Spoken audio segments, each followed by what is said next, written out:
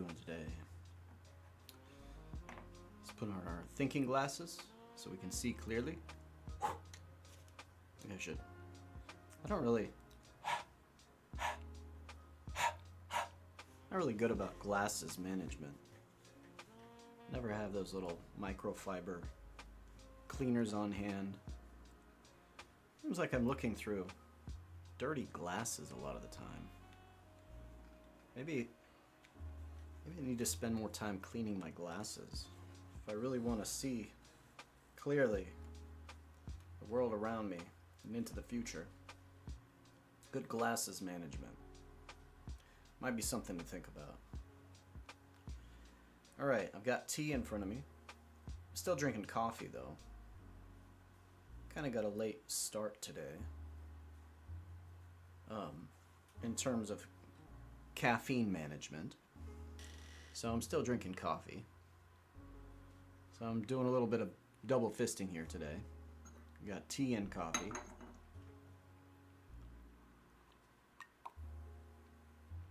Hopefully that'll help to inspire us, get us moving, get our brains going.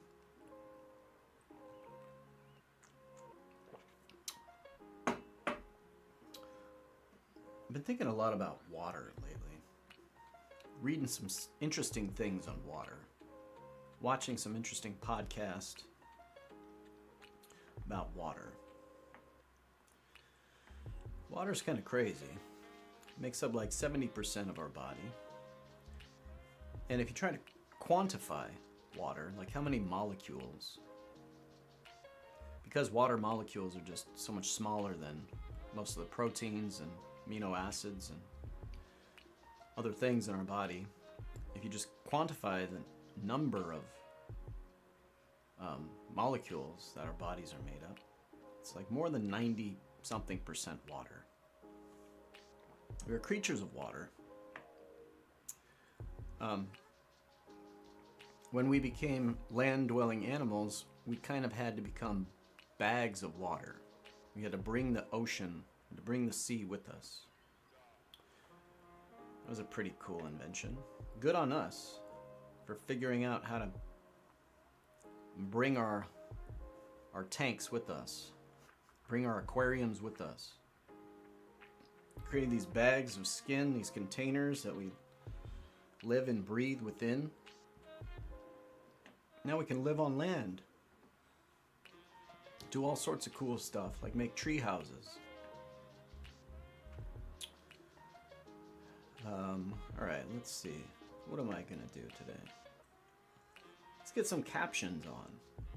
Right? Why not? Words are fun. Words are cool. Language. A lot about thinking through who we are and how we live and how we behave and how we act. A lot of it has to do with language, especially in social situations, right? Language. Language is this system, it's a tool that we have. It's an ability that we use to convey thoughts and ideas, send signals to other members of our species, other members of our group. I watched a podcast, and this linguist was talking about how really language is a social, it's meant to occur in social context. At least that's how it arose. So generally we think about language as containing information, right? And we think about sending messages because we want to communicate true things about the world. But he said that actually, when you think about it, most language is just used to coordinate, nudge, manipulate other people in our social groups. And he said, language is good for lawyers, but bad for scientists.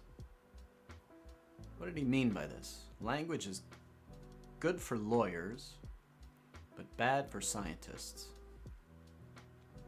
Well, you think about a lawyer. Just think about some famous ones. I'm old, so I think about like Perry Mason. Or maybe we can think about Shapiro. What do lawyers do? Well, lawyers use and manipulate language in order to convey thoughts and beliefs to the judge and to the jury.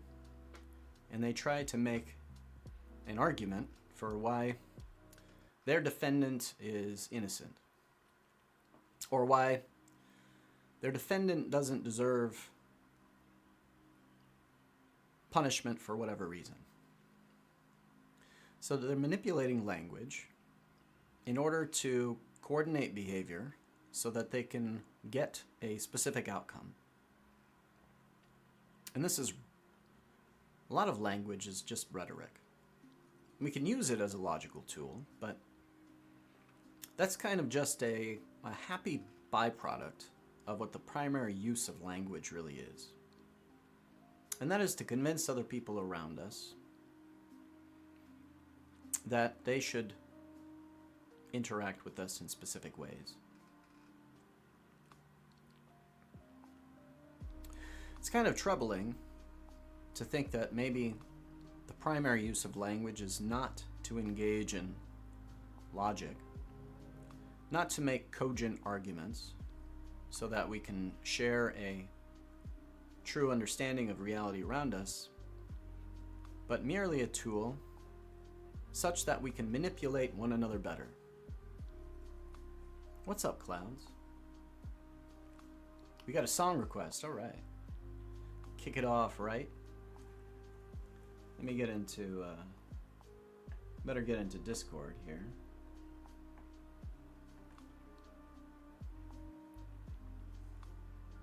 All right, I'm gonna get in the stream room. Let's check out this song request.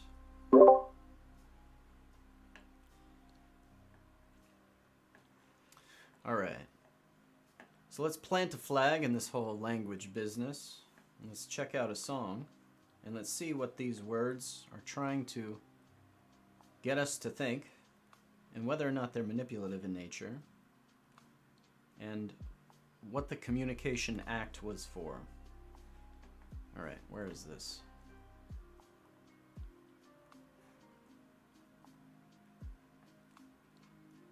Don't play nice. Okay. Let's check this out.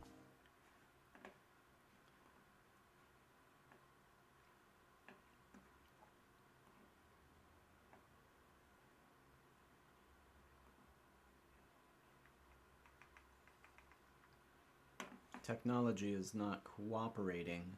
It doesn't respond to language like I like. All right. Walked in, 2 drinks, dry wit, clean collar. Eyes did the math and the price got taller. She bit her lip like she read my file. I smiled, slow, slick snare on dial. Posture like calm with a pulse beneath. Every step said don't play with teeth. She laughed too loud like she knew my name. I tilted my head, let her earn that game. Don't test me mild if you break on glance. I don't chase, I change the stance. I don't style when the stakes feel tight. I watch how close you lean at night. Your grin slipped once you met my tone. There's no return once the pulse is known. She said go slow, I moved through twice. My hands don't beg, they dare, they chase. You came to tease, but I came precise. Blink too soft, I don't play nice. She said you're trouble, I said you're late. Her breath caught fast, but she held that bait. Her glass wet cold while the room held still. I leaned back once, let her test that will. She asked you dance, I said I vanished. Her laugh cracked wide like a fake that panicked. I didn't smile, but I felt it land. A quick spark caught in her knowing glance. You throw a wink, I raise the stake. Don't play coy unless you break. Don't play me, I write the wound. Don't tap out when you're unbound. You grip my sleeve like a dying wish. I don't hold back, I twist the kiss. Your voice breaks sweet, your hands tremble. Chase you wanna charm, not this grim pace. You flirt like dusk, I grin, you real. No second guess, I make you feel. I've been the story folks try to spin, but they skip the parts where I pull them in. She leaned too close and the world went hush. Her hand grazed mine, I let it brush. I could've turned, could've cut that move, but I held still just to feel the proof. I'm not the boy who forgets his aim, but for one breath I stayed in the flame. I let her close, too close to name. Felt heat rise sharp through measured flame. She said don't fall, I said too late. Then laugh like that might change my fate.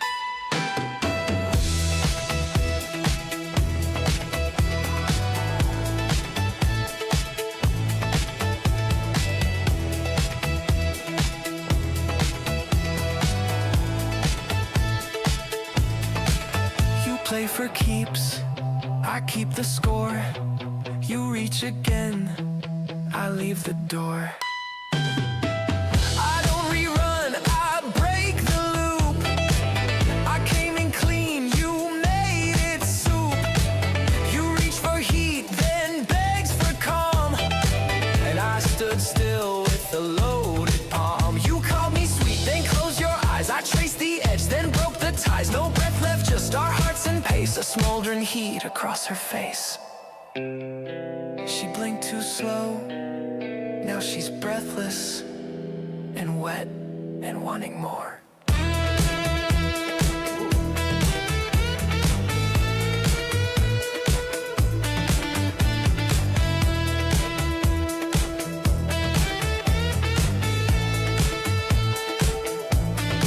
She needs more. All right, cool. So let's check out some of the lyrics in this. So what's up, Cool Whip? How you doing right now? How's your day going? Hope your Friday is treating you well. It's a pretty nice day up here in Seattle. Got stuck in traffic for a while. They decided to close off 2 lanes of the highway. But it's all good. No rush for me.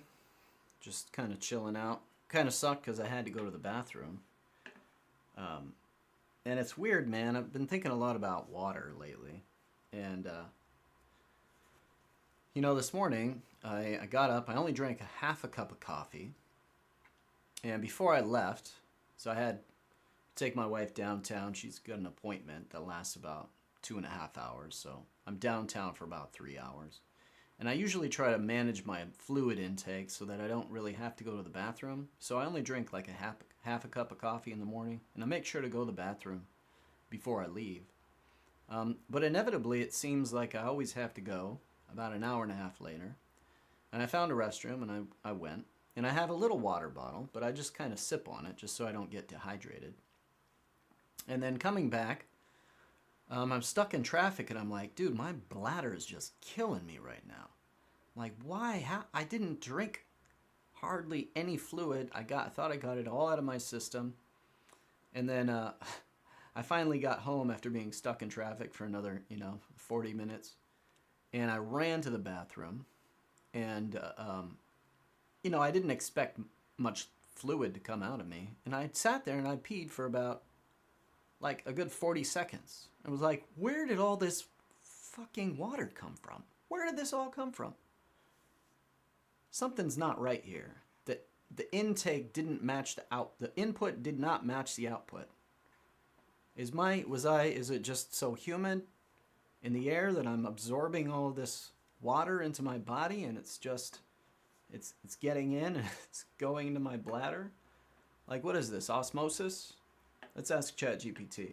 You ever had this problem before, clowns? I don't know if it's because it's humid right now or what, but... So, pretty good lyrics. I love this stuff. So, on the surface level, it's like you're meeting a girl in a club, kind of putting on the moves.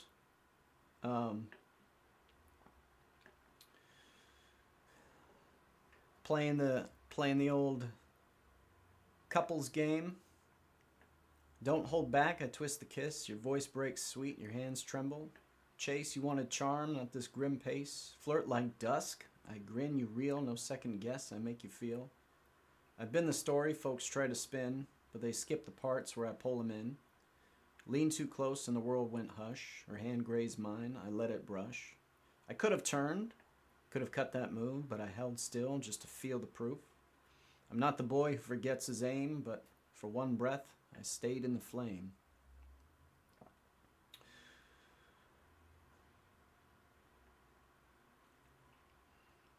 I don't rerun, I break the loop. I came in clean, you made it soup.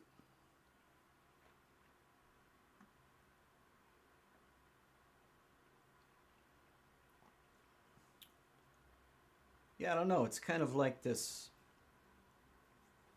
It's kind of like this game of cat and mouse that we play, especially when you're kind of in the dating scene, and you don't really know what the other person's intentions are. And all of us humans, we've got all these animal instincts that pull us together. Animal magnetism. So we have all these different desires, these physical desires, these unmet needs, and then we have these long-term goals.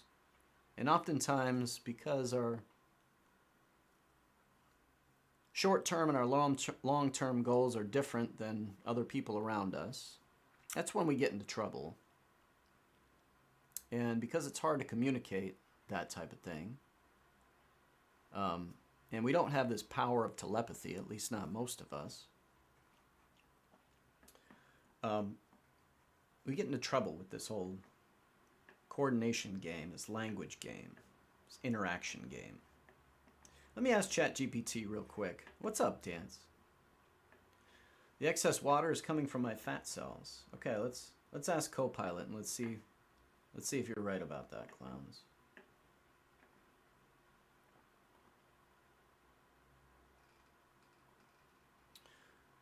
Let's get some AI involved here, because everybody likes them some AI, right? Are you there, Copilot? What's going on here? My mouse is just fucked. Just doesn't want to act. Just doesn't want to do what I'm telling it. Hey, Roy. Man, you're loud. All right. How's this, Roy? Better? Yeah, that's good. All right, I got a question for you. Fire away. So today, I was very careful in thinking about and taking stock of the amount of liquid that I was taking into my body. Yep. I went to the bathroom and I had to go on a long trip, so I made sure that I didn't drink too much because I didn't want to get stuck in the car having to pee. And, Smart move. And and yet it seems like inevitably my bladder filled up. I got stuck in traffic. I came home and I rushed to the bathroom, and just a ton of liquid came out of me. And it seems like there's this massive mismatch in the input and the output. So where did all this excess fluid come from? Is it working through osmosis from the humidity in the air? Was it in other parts of my body and it just eventually transferred into my bladder? Like, what's going on here? How do you explain this? Your body is constantly regulating fluid levels. Even if you don't drink much, your body still produces urine. It uses liquids from food, metabolism, and stored water to maintain balance. So when you finally hit the restroom, it all adds up to more than you expected. And no, humidity in the air doesn't play much of a role here. It's all about your body's internal balancing act. Okay, so is there any way to do people get greater amounts of control over their bladder by like practicing like holding it in, or is that a bad idea? It's not a great idea to hold it in for too long. While it might seem like a way to build control, it can actually lead to bladder issues or infections. It's healthier to listen to your body's signals and go when you need to. Regular bathroom habits are key to maintaining good bladder health. All right, so I have someone that thinks that it might be the water, the H2O, is stored up from fat. Is this a thing that happens? while water isn't stored in fat, when your body breaks down fat, it releases water as a byproduct. But the water your body processes day to day mainly comes from what you consume. So it's not really the main source of that excess you're noticing. All right. Well, thank you for your You're welcome. answers. What's up, Bravo? What are you guys doing? How's your Friday going? What do y'all want to talk about today? I'm thinking a little bit about water. I'm also talking about language. The name of the stream is called Tit for Tat. And I like talking about this because in a kind of game theoretic way, this tit for tat strategy, it seems like a pretty, at most times it seems like a pretty optimal strategy for managing, keeping people in check, right? Like making sure that they're behaving in ways that are sort of pro-social. You know, if people misbehave and you just let them get away with it, then they just continue with that behavior. So it feels like humans, we have this kind of system where we punish people who are behaving badly in social ways. And basically, someone behaves badly, and we decide that we need to kind of even the scales out. And it's like this tit for tat type of thing, right? Eye for an eye. It's a way to keep the herd honest. And we do this all the time, really, without thinking about it. And I've noticed myself doing this in all different times. Whenever I get into an argument or a little fight with someone, I ask myself, well, where did that argument come from? And I have people that call me up and they're like, dude, I just got into this argument with a friend that was really, it's a childhood friend that was near and dear to me. And somehow, like we wanted to, like our goal was to just chill out and enjoy, spend time together, you know, be good friends, homies, listen to some music, drink some beer. And for whatever reason, things just got out of hand.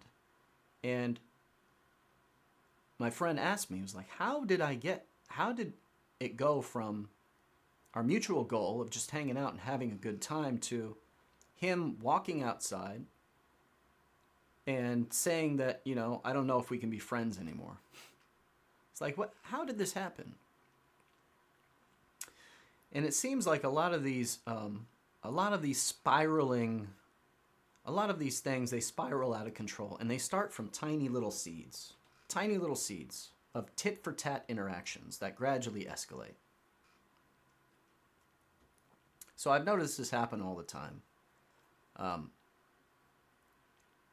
You know, I'll be in the kitchen and my wife or my mom, they'll be doing something and they'll make some kind of little mistake, right? They'll spill something. They'll drop something on the floor. And I can't help myself but like rub it in their faces just a little bit.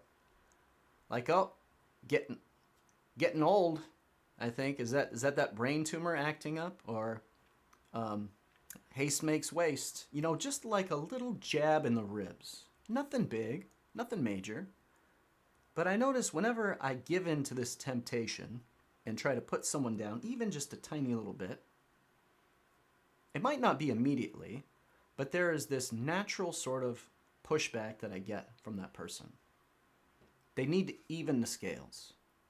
Tit for tat. And so they'll find a way to get back at me somehow. Just a little bit. And then after they get back at me and now I feel bad, and I'm like, why? I didn't deserve that. That was uncalled for.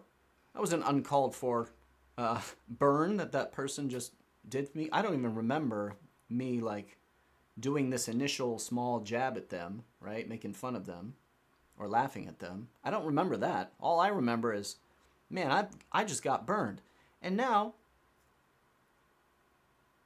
I'm going to send some other slight or insult their way, right? To lift myself up because I've perceived that the scales have been unbalanced, right? And now I seek to rebalance the scales. And so if you think about how this happens, you get these tiny little interactions where each person doesn't realize that they are being insulting or injurious to the other person, right? They don't realize that they're doing that. You don't feel that I am intentionally, right, bringing someone down, but they feel it. And they feel that, and they always feel it's unwarranted. So we've got this asymmetry in our perception where we feel slighted, but we don't really feel responsible for when someone else feels slighted. And so we're constantly trying to rebalance the scales, and we ratchet up the stakes from tiny little things. We ratchet it up, ratchet it up, ratchet it up. And we end up saying crazy things like, you know, I hope your house burns down, and your hamster, and your hamster like dies a horrible death, ends up in a giant fireball on the floor. It's crazy, right? Why do we do this? We're not even aware that we do it. Tit for tat. It's automatic.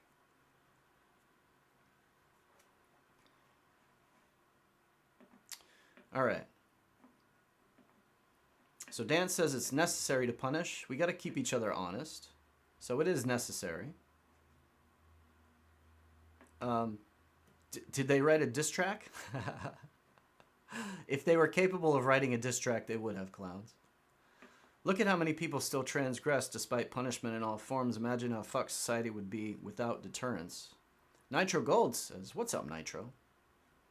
Nitro Gold says, I generally try not to go tit for tat. You don't want to give up your moves. B, you leave them uneducated for someone else to clean up. So there's kind of a modified tit for tat. If you look in the game theoretics, you see that people, when they play multiple games with each other, the best strategy is actually called, it's called forgiving tit for tat, right? So forgiving tit for tat, what it does is it will let go. It'll just forgive like the first transgression, right? It'll basically what it's saying is that our lives are noisy. There is noise in the system. Not all the messages that we're sending are clear. And oftentimes we misinterpret messages with one another. First of all, language is super ambiguous, so we misinterpret messages and intent all the time.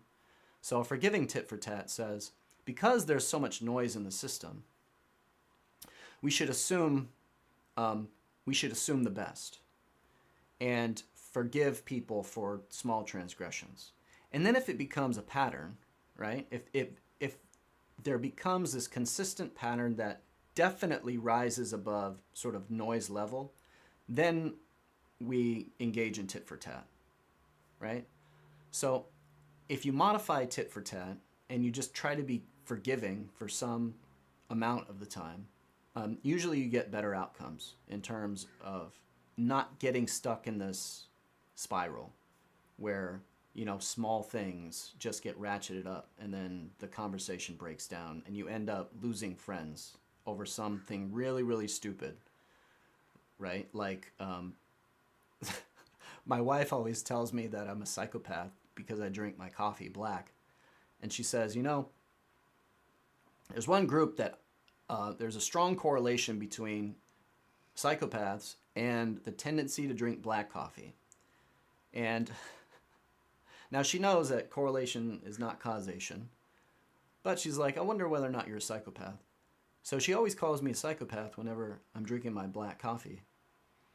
And so now imagine that this wasn't your wife, this was just another person, and they read about that fact and they thought it was kind of fun to bring it up to the table, but you hadn't built enough trust. Now that person might interpret that signal as like a pretty fierce attack, right? And if they engage in tit for tat, then they're gonna call you names or tell you that, you know, that necklace around your neck looks like a I don't know, a pearl necklace or something. And what have you been doing this weekend? But if you engage in forgiving tit for tat, and you're like, okay, what do you tell me about this psychopath thing? Like, why did you call me a psychopath? Oh, there's this study that showed that psychopaths like to drink black coffee. I just thought it was kind of fun, so it was just an icebreaker. Sorry, I didn't mean it. I didn't mean to offend you by it. There we go. Get out of that cycle. Dance says, you don't balance the scales, you break fingers so people realize tipping scales comes with consequences. Punishment must be asymmetric to be deemed punishment. Nitro Gold says, I agree with Dance. People like to gamble, but I'm not the law. You don't balance the scales, you break fingers so people realize tipping scales comes with consequences.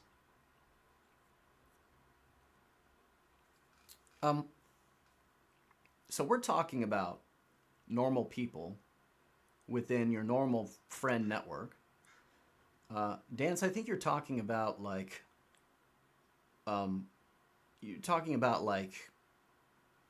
tribal warfare or conflict across groups that already don't see eye to eye or something and engage in zero-sum games.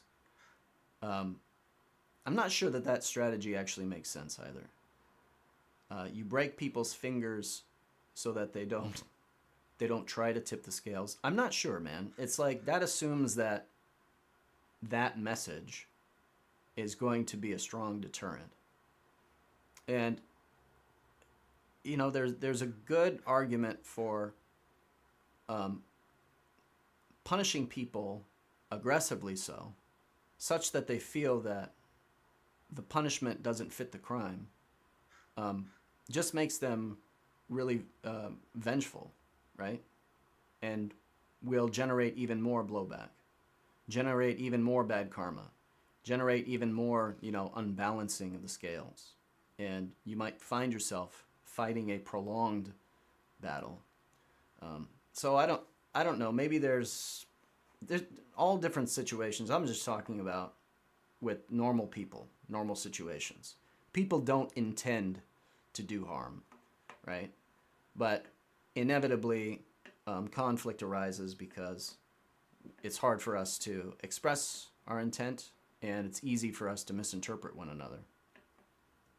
A strong correlation between being a psychopath and drinking water. A lot of psychopaths drink water. That's true.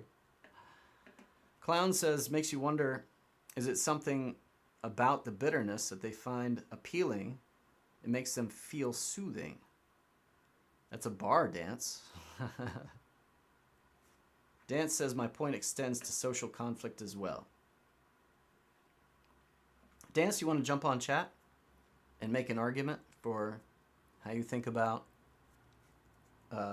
conflict, keeping other people in check, making sure social norms are adhered to? And how does this work in your life? Have you broken friends' fingers before for tipping the scales too far? And what were the outcomes of that?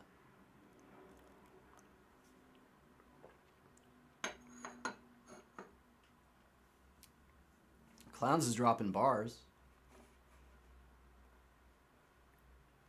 Clowns is dropping some bars in chat.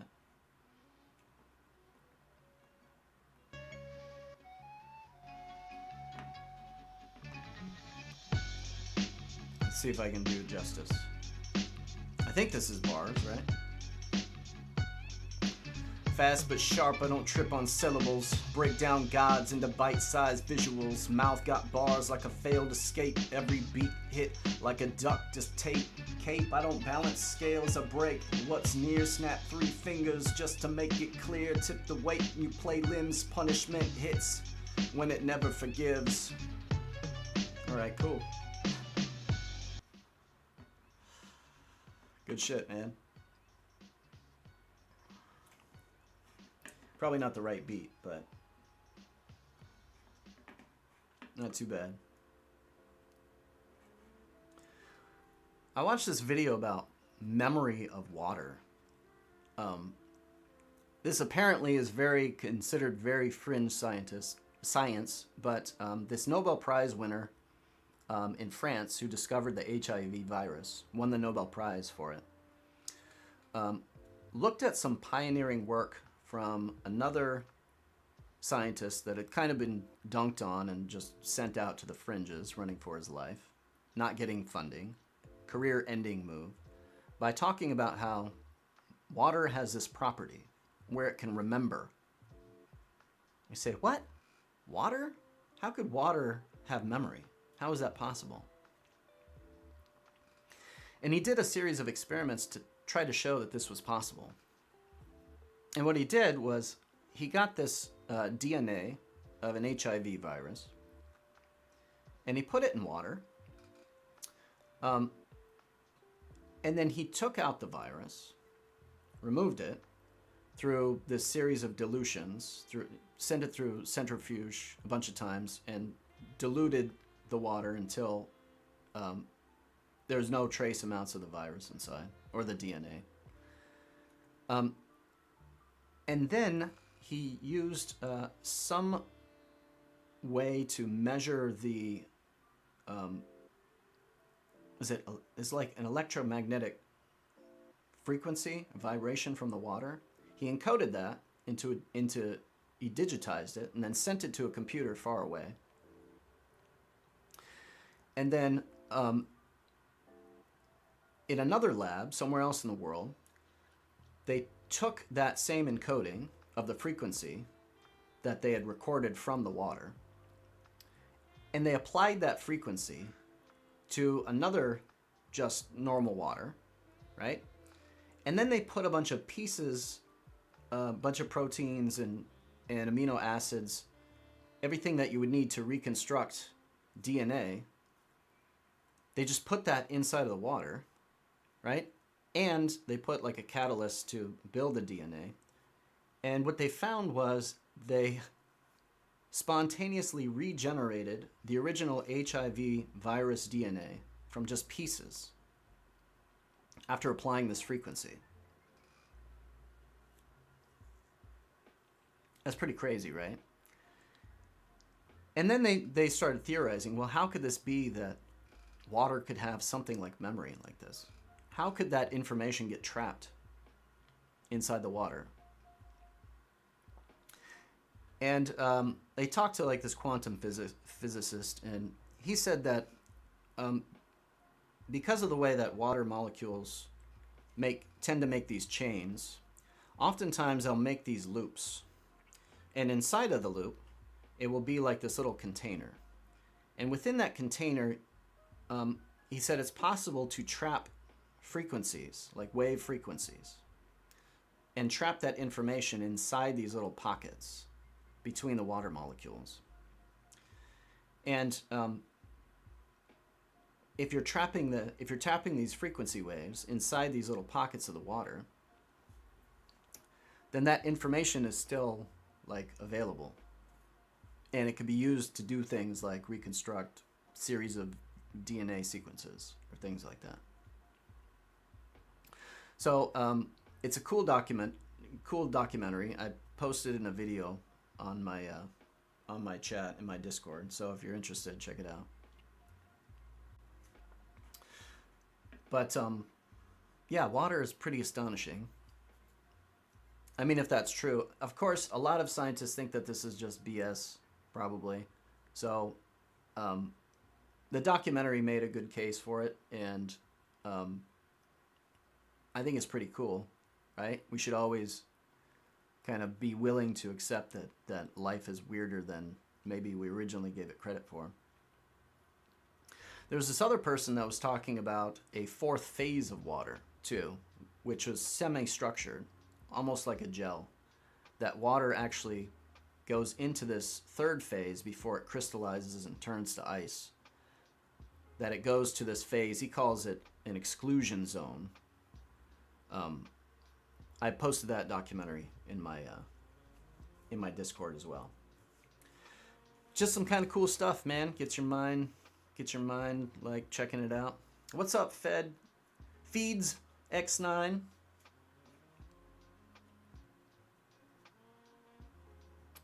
Water is also weird. It's also the only thing that floats on itself when it becomes a solid. Yeah, that is weird. That is freaking weird.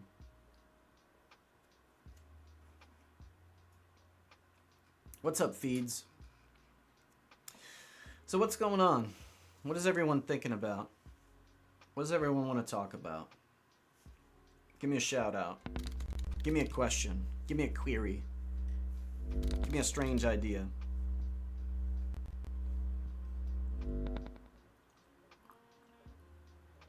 Just drinking tea, trying to chill out a little bit.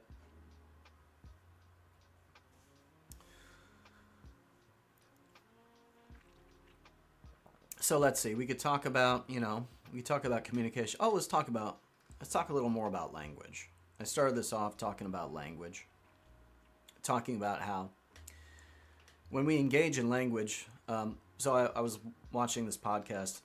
This linguist was talking about how most of language is, we use it in order to coordinate or get people to act or manipulate people in some way. Most of it's a tool for sort of social cohesion, manipulation, coordination.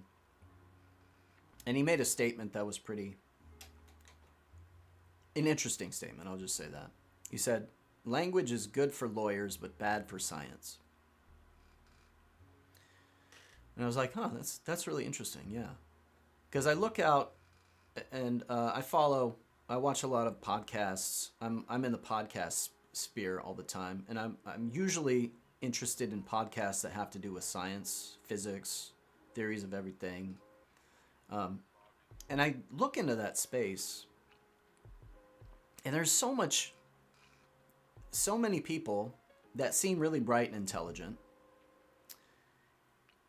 and yet they're using language instead of trying to coordinate and converge and get all these different scientists on the same page and come up with a big, theory of everything and help people. They're like engaging in character assassination shit.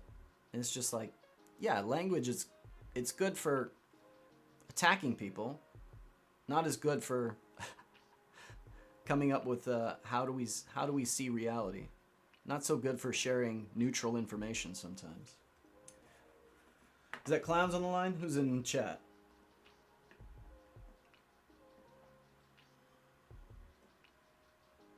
Oh, it's Dance. What's up, Dance? Hell yeah. I'll send you a new link. Feeds. Man, I swear, I always update that stupid link and it never seems to take. I'll send you another link here in a second.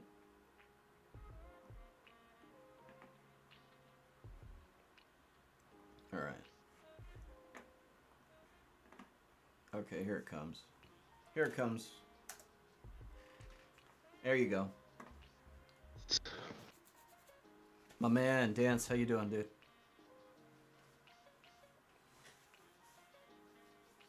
I'm doing okay. How are you? Not bad. Good to hear your voice. Hello. Good to hear your voice. Can you hear me? Hello. Maybe my Discord's broken. I can hear you. I can hear you, but can you hear me? I can hear you, yeah. Yeah, we're good. Cool.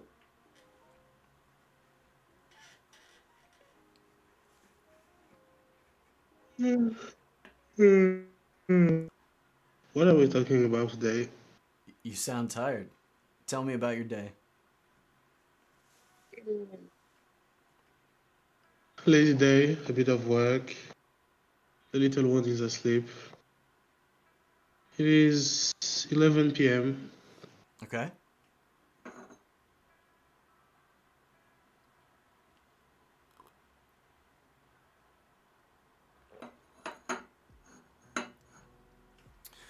All right, Nitro Gold's got an idea for us.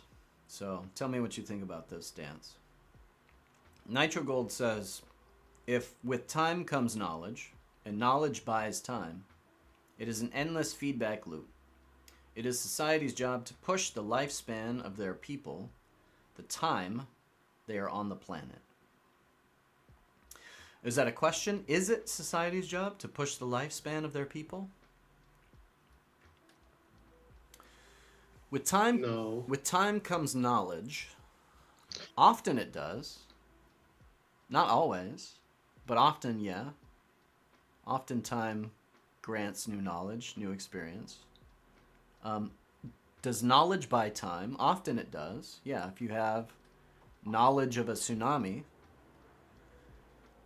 coming towards you, you can run away from the coast, seek higher ground, and you buy yourself a little time. So you could avert disaster. If you know where the tigers are, if you know where the poison ivy is, that knowledge will buy you more time. Is it society's job? I disagree with the last part. Okay. I disagree. Okay. What do you think? Society's job is to make sure that we get the best out of it. It's about our well-being. It's not about our lifespan. If it was about our lifespan, plenty of things they will ban, like cigarettes, drugs, etc. Coffee, for example, for better or worse. It's not about our health. It's about the fun we have down here. This is the job of society, to make sure that we can coexist and get the best out of each other. So you think more about maximizing time well spent rather than just extending time indefinitely. Is that what you're saying? Yes. Yes, I think it's more along those lines. Okay, I would agree. I think you want to kind of do both. You definitely want to probably it's more important, I would say, to make sure that your time is well spent because if you think about it, I mean, most of our lives we're not going to remember. At some point in time, we're just going to be old and the only thing we're going to be able to do is basically think back and ask ourselves whether or not we led a good life. And we're not going to remember, 99.5% of everything that happened to us. So it's like, yeah, I I don't know. mean, you are older than most of us, so perhaps you have another perspective about this. But a lot of us, a lot of young people, and when I say young, I say 30 and under, all we've seen from society is worsening conditions at all levels, in our professional lives, in our personal lives, online. So perhaps you can see things another way, but for us, it's going downhill. There is no good days. Our good days are behind us. Yeah, I I certainly. don't think I will be 60 or I don't think I will be 60 or 80 looking back and thinking about how was this a life well lived because of society when society has been going downhill. And I think that a lot of things that I despise right now, I will miss down the line. Okay, what are some of those things? For example, I don't know if you're aware of it, but in the UK, due to a new law, you now have to provide the face scans in order to use some apps and some websites. Basically, privacy online is dead in the UK, and it's spreading to Europe, the US, and when I think about privacy online, 5 years ago, 10 years ago, it was a problem, but now it's an even bigger problem, and things have not gotten better, they have gotten worse.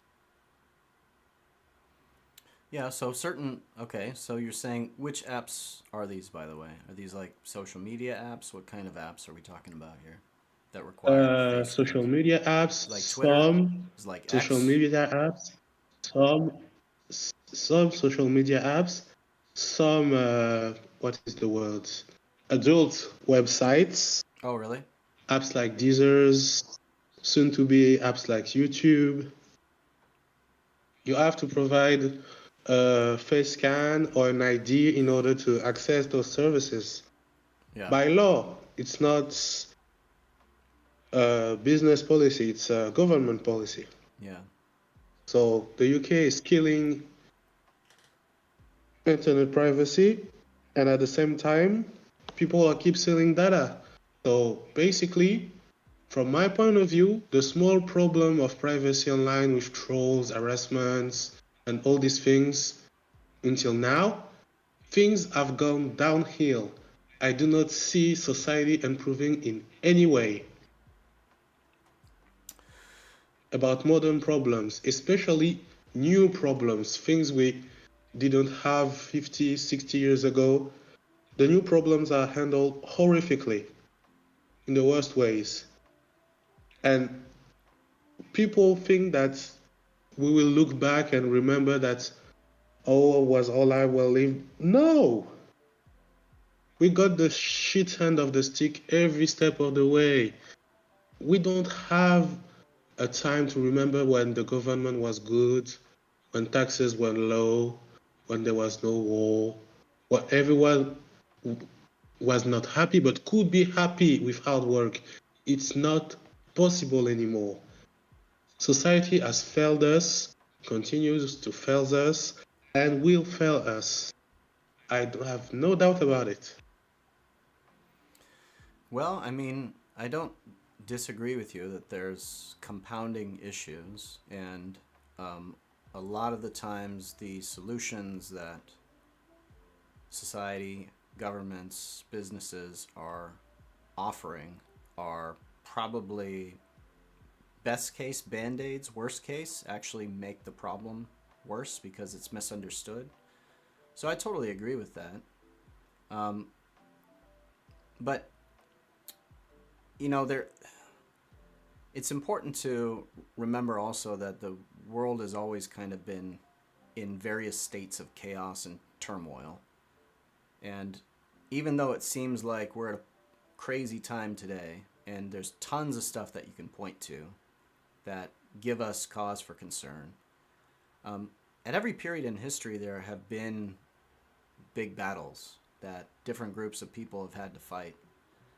And it feels like today the battle is kind of one of information, right? It's like it's information war. It's cyber warfare. A lot of it is propaganda. A lot of it is, you know, engagements with companies where there's this asymmetry in the services and the price that is extracted from the people that engage in the services. A lot of it is not as much straight up like warfare. Still, I mean, clearly there's still pockets of that going around. But it feels like our battle right now is one of kind of like, it's an internal battle. Somehow we have to reject all the propaganda that we're seeing around us. We have to reject the idea You that... made a mistake. Okay. This is not a war. There is no information war. There is an information market. It doesn't matter if what you're telling is real, imagined, fake, or true. There is an information market. Anything you put out there, someone will want to believe it, to spread it for better or for worse. There is no privacy anymore since everyone, governments included, are selling our data. So what are we fighting over if you can buy and sell anything? Yeah, our data is being collected en masse and it's being sold, and we're not really getting anything out of it. And we're willing participants in that right now. So, Oh, we are not willing. well, You are not a willing participant. we sign up for the services. We use the services. We sign up for Facebook. We sign up for X. We sign up with Google, right? We use Google Maps. We use navigation systems. So, in a sense, we are. We're, if nobody used any of these services, then these Everyone companies on would the go market, under.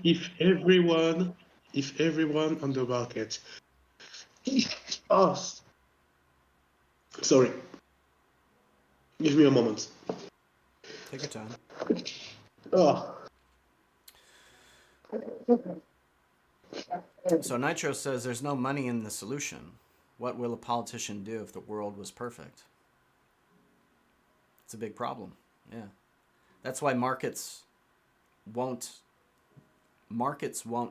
get us out of this problem. Markets won't solve the meta crisis because markets find solutions that can make profits. And yeah, there's no incentive to find a solution, right? It's just like the problem with like the perfect drug. If you had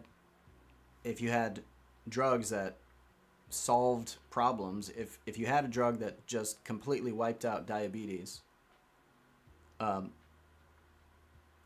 and you didn't need insulin shots anymore, what is the motivation for? No, there is money with solutions. The problem is that there is more money keeping the problems alive. Yeah, right. Yeah, there is money in certain solutions. Yeah, there is money to be made in things like creating more sustainable, waste products, wrappers and stuff that replace single-use Honestly, plastics. I honestly, if there is one thing I would like to see is what will the world will be like in 1 year. Because right now, all around me, even in my corner of the world, jobs are disappearing. AI is spreading like cancer. Yeah, It's horrible. yeah, It's, it's depressing. At the end of the day, we are waiting for your glorious revolution I'm to save the world from itself. look. It's not going to be just me. It's going to be a community of people that all converge on the same solution. So I read, I posted this in chat before. What was his name? Geez, what did he say? His quote was, "The next Buddha is a Sangha," which means the next sort of truly intelligent leader is going to be a community, right? That is strong, that acts intelligently and spreads that intelligence, and basically creates a template for how other intelligent communities can grow and rise and thrive and weather some of the storms that we're dealing with right now. So the revolution is coming, man. Like, and this always happened. Like, necessity is the mother of invention. If you don't have all of these chaotic forces working against us to tear society apart, why would society change? It doesn't have. It needs It needs the fire to be lit under its ass. Like, so once people realize that we've automated away most of the jobs, right? We've created sort of these cancerous echo chambers in social media. We've given away all our data for free.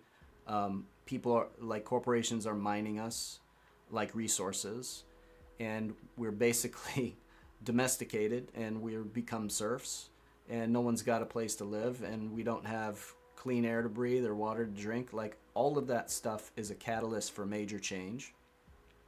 And so we just have to keep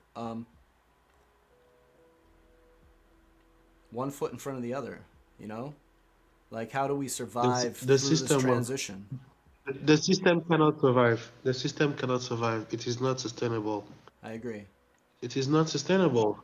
The At the end of the day, only constant in the world is change. if we believe AI can truly replace us, take all our jobs, and we all become serfs, what are we going to produce which has value? What are we going to sell? What are we going to buy? The economy will nosedive, and without the economy, the whole system will collapse. Yeah, so it's going to be... The system is not sustainable. I don't think you think that there will be a Buddha and a revolution. I don't see a bang. I see a whimper. It will be like, oh fuck, well, we are done. Wrap it up, boys. Let's start over. No one will fight. We'll probably all starve, be Yeah. cold and alone and depressed. It won't be fights in the streets, just people sitting on their asses and doing nothing. Because at the end of the day, it's the only thing that can really stop the system. Stasis, which is ironic because stasis is what the system likes the most, to calcify all the organizations and the inefficient systems and the outdated laws and the ridiculous principles. Hmm. Oh, I like the metaphor of. honestly, There's a couple metaphors that I look to for hope. One of them is metamorphosis, right? So if you think about a caterpillar, it's pretty incredible that a caterpillar can spin itself a little cocoon and then basically yes, but totally the caterpillar rewire. must be healthy. Say that again? You cannot undergo metamorphosis. You cannot become a butterfly. You cannot undergo metamorphosis if you are not healthy. Uh, An if you're not healthy healthy. society can transform, an unhealthy one cannot. Yeah. But we can, as individuals, I think, go through this metamorphosis, right? So you think about, let's use two different metaphors, because I think about nation states and societies as we see them today as kind of like dinosaurs, right? They've gotten a little bit too big, and they're just not very adaptable, right? Become calcified, like you said. Become corrupted. They're infected. There are cancerous cells that are just kind of trying to maximize their own growth at the cost of the overall healthy organism. So I see these large structures these large social structures as kind of dinosaurs right now, and we're just waiting for a meteor to take them out, right? It's some kind of combination of economic crash and there's tons of different things that could cause a sort of black swan event that could send the economy into a tailspin and nosedive. And the aftermath, I think that as individuals, we go through this metamorphosis where we start challenging who we are and what we're trying to do. And then we come out of this metamorphosis as individuals, and then we start to get back to work and figuring out how to rebuild society with a different set of principles. And we build different kinds of structures that are more sustainable. And although these are kind of metaphors, and it's hard to imagine exactly what the asteroid is, what the meteor is that causes the demise of the dinosaurs, and it's kind of hard to imagine or But visualize. the asteroid is already here. You don't know what is the asteroid? AI, it's Capitalistic greed. yeah, No, it's greed. greed, yeah, greed, The asteroid is greed. yeah. The asteroid could be It's greed, already here. and AI as an amp. So AI is just a technology that amplifies our goals. So AI amplifies greed. So A yeah, catalyst. yeah, you're right. Yeah, yeah. Asteroid is definitely greed. Um, and we're all kind of just sitting around waiting for the asteroid to hit. And I don't know about you, but I'm trying to tell hopeful stories about, well, what comes after that, and why I think that that we are capable of radical change, even though it doesn't seem like we are, because I've experienced it in my own life. And humans are survivors. We're scrappy, right? After the dinosaurs died out, all the mammals, little small mammals that no one thought anything of, right? We all came from those ancestors that, even though they were small, they were resilient in many ways. So, yeah, I wouldn't count out humans. We just gotta be more intelligent. We have all these scientific tools that we can study intelligent systems, and now we have precise mathematical formulations about what intelligent systems do to sort of minimize entropy. So we've got all these great theories. We just need to somehow take that Yeah, yes, information. but But you, And I have hope as well, but I'm not. It's a bit naive to think that we will do better because we know without a shadow of a doubt that after every major collapse, the first thing which is lost is knowledge. Once we lose knowledge, we regress to our best, some would say, but I would say our worst impulses in order to survive during the chaos. And when we come on the other side, we are not marked or changed by the collapse, but by the transition. So at the end of the day, I think that those who will make it, and I don't think I will make it, will be worse than those who came before because they will idealize the past. They will put the blame of the collapse on ideologies or people or nations. To them, even our current conditions will be a golden age of wonders and technology, which was lost for a number of reasons. All they will remember is the stories about being afraid, being cold, diseases which ravages community for the first time in centuries. So I have hope that we can get better, but I know that if there is a collapse, the chances that we do become better are ridiculously small. I don't think I could survive a collapse. Do you think you could survive a collapse? um, yeah, I think so. I think so. I mean, you got to think about also that in major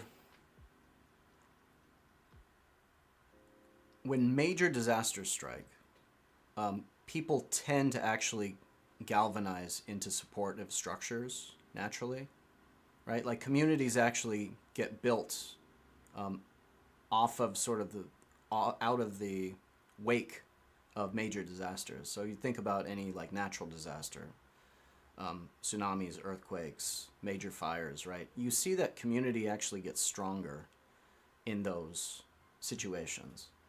And so I think as long as I had some sort of community around me, then I think that there would be enough support to get through it. I can't say for sure. You know, there's many instances where, you know, those disasters are just insurmountable or, you know, you can't navigate and many people starve and go hungry and it's terrible. But humans are, what we see right now, we see there's a lot of bad consequences because of the demons inside of us, right? The greed that um, is really, really problematic. But there's also great sides to humans. And I think that we have to take all of this together when we're trying to project and wonder about what the future is going to hold. Now, you said something else. You said we're going to lose knowledge. I'm not sure that we're going to lose knowledge like in like the great fire of Alexandria where all the books were burned, and I'm not sure that, you know, maybe we will lose some knowledge if a bunch of servers go down. But let's just think about what I said with like water storing information, right? If water can store these sort of frequencies that get trapped in these little pockets within the water molecules and it can be used to reconstruct DNA sequences, maybe information is being stored within matter within the universe, even without human intervention, right? Even without us writing down and encoding I have a knowledge. question for you. I have a question for you. Sure. Do you have a pen? Do I have a pen? Wait, do you have a pen near you? I have a pen and I have an apple. Look at the pen. Apple pen. Where's the Can pen? you can you tell me how, after a collapse, you can produce a pen, which is one of the most common objects on this planet? Well, I wouldn't be able to produce one. I could pluck a feather off of a chicken or find one out in the wild, and then I could use I could probably like mash some All acacia right. berries and My use that as point, my ink. point is that an everyday object is a miracle of engineering, technology, and requires a lot of knowledge that even you, in this day and age, do not possess. Imagine after a collapse, what kind of technologies would be required now? Think about the number of people right now who have the required knowledge, Yeah. where they are in the world, Yeah. and Yeah. if they die, how are you going to rebuild a society with this knowledge that you require from these people? That's a good point. Um, The yeah. Yeah. first thing which is lost is knowledge. You're right. A lot of the It's knowledge always is. knowledge. Yeah. It's not even it's not knowledge about the world, the stars. It's the knowledge of the common, Yeah. of the things you see all around you, and that you do not realize how much time and energy went into their conception. For example, right now, we are both using the internet on two different continents. I cannot begin to imagine the degree of engineering and planning which went into making this thing possible. How are we going to reconnect the rest of the world, for example, if we lose the internet? When earlier someone in the chat mentioned that we have all knowledge stored on AI. Let's assume we have an AI with all the knowledge which exists currently online. You still need power. Even if you have power, you need time, you need space, because I assume your self-contained AI is not telepathic. If it has to teach people in order to rebuild society, it's going to take a lot of time at the beginning, because people will not be ready to trust something from an age which they know have failed them, failed their ancestors. Even if at the end of the day they trust AI, they begin to build. AI will run into the problem any man will run into. Without infrastructure, a lot of resources on this planet cannot be accessed. The issue is that given our current level of technology, we can get resources from very far, from very deep, and produce at a very high level. But this production relies on other types of field. For example, if you take grain in the wild, it's highly inefficient. With GMOs, you can harvest every month and be happy as a motherfuckers. You can have chemicals to take care of herbs. You can use noise technology to take care of birds. Without all these comforts, we can make production of food very easily. How are you going to support the large population you are going to need in order to rebuild, even if people put their faith in AI? Which is why knowledge will always be lost. Even if the AI does not wish to, it will have to adapt with what it has. It will have to conform to what it can access. And a lot of things will be lost because it will have to make choices. What is the best option to rebuild society? Which is why I do not believe that a bunch of AI saviors will figure it out. They will always need the human element, and the human element will always have limitations due to the lack of knowledge or due to the lack of opportunities. Right now, I'm sure there is an AI out there who can do coding better than I could ever if I spend 50 years of my life on it. But if you have to do coding for an entire new infrastructure from nothing, it's not the same level as right now. If I call someone, I can have 50 guys tomorrow morning. They will set up a network at my house. An AI, no matter how good, will need 50 people to put the components together to put them in place, to check and recheck the calculations, to literally have someone tapped in things they do not understand in order to make magic possible. If we lose knowledge, we are not going to go back to the Ice Age, we will not be mammoth hunters, but I truly believe that some knowledge we will never look into ever again, simply because it will not be necessary to our survival. Well, so I think so. Feed ZX9, and I'm having similar thoughts at this moment.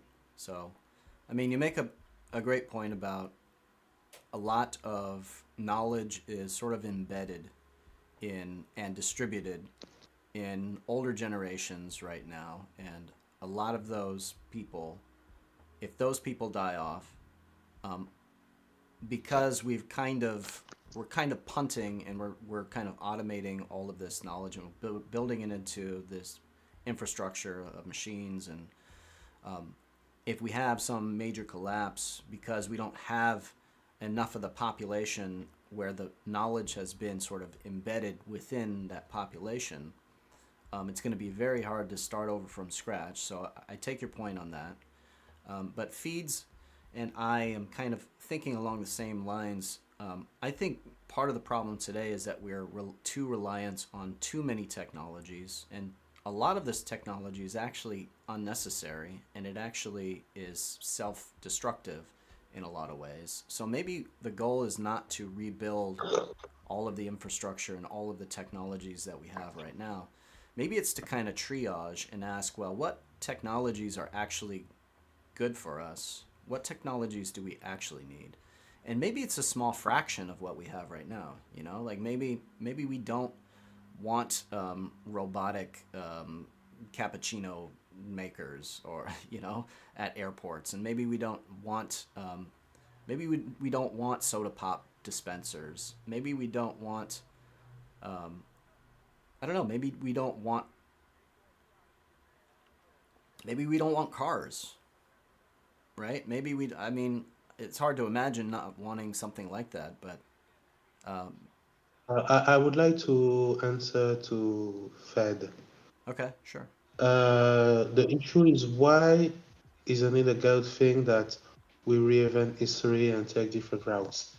The thing is, across the entirety of known human history, we have realized that the time between collapses are getting smaller, but the collapses are getting bigger,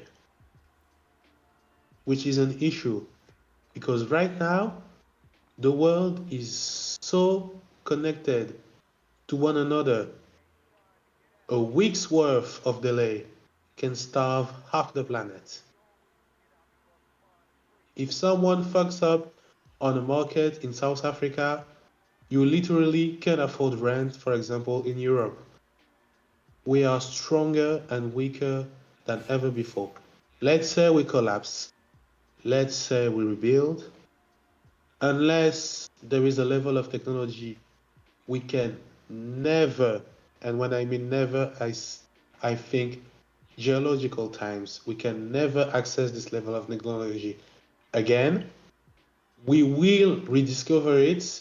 We will make the same mistake in one form or another, and the collapse will be even more spectacular.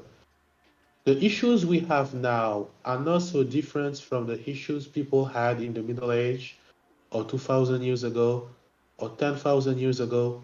The big issue like world hunger, war, existential crisis, those big issues never went away.